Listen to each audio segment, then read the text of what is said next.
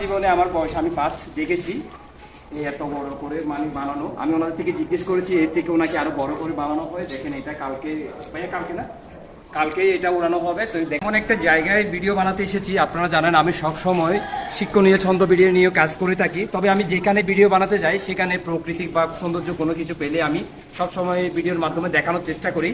তো আজকে এমন একটা জায়গায় আসলাম, সেখানে ভিডিও বানাতে এসে আমার চোখে এমন কিছু দেখা গেল, ওগুলো ভিডিও না করে পারলাম না। যেহেতু কালকে নাকি বৌদ্ধ পূর্ণিমা, সেহেতু আমি তো জানি না, বাট এখানে এসে ওনাদের থেকে শুনলাম। তো এখানে ভিডিওটা করার উদ্দেশ্য হচ্ছে আপনাদেরকে এটা দেখানোর জন্য। দেখেন এখানে কালকে যে বৌদ্ধ পূর্ণিমার যে দ্বীপগুলো মানে কি উড়ানো হবে সেগুলো কত বড় হয়। দেখেন এখান থেকে একদম ওই পর্যন্ত এত বড় দ্বীপ। আর ভাইরা ওখানে বানাচ্ছে, আপনারা দেখেন কত বড়।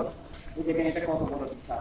আমার জীবনে আমার বয়স আমি ফার্স্ট দেখেছি এই এত বড় করে মানে বানানো। আমি ওনাদের থেকে জিজ্ঞেস করেছি এর থেকে ওনাকে আরো বড় করে বানানো হয়। দেখেন এটা কালকে, ভাইয়া কালকে না, কালকে এটা উড়ানো হবে। তো দেখেন কত বড় করে বানাচ্ছে। তো এই এটার জায়গার নাম কি ভাইয়া? আচ্ছা, এটা হচ্ছে বোয়ালখালী কদুরকিল।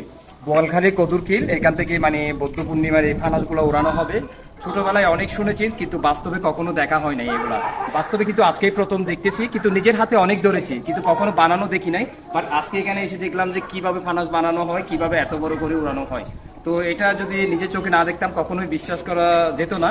তো আজকে যেহেতু এখানে আসছি সেজন্য আপনাদের দেখানোর জন্য আমার ভিডিওটা করা।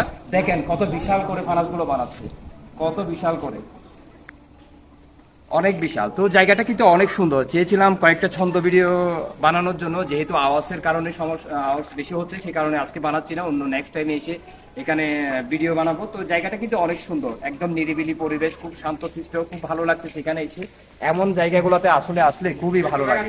তো আপনারা চাইলেও এখানে আসতে পারেন ফানা সুরানো এগুলো দেখার জন্য। এখানে চাইলে কদুরকিল বোয়ালখালীতে আসতে পারেন, এখান থেকে আপনারা নিঃস্বচক্ষে দেখতে পারবেন। আমার কিন্তু অনেক ভালো লেগেছে, জানি না আপনাদের কেমন লাগবে, অবশ্যই আপনারা কমেন্টের মাধ্যমে জানাবেন। ধন্যবাদ।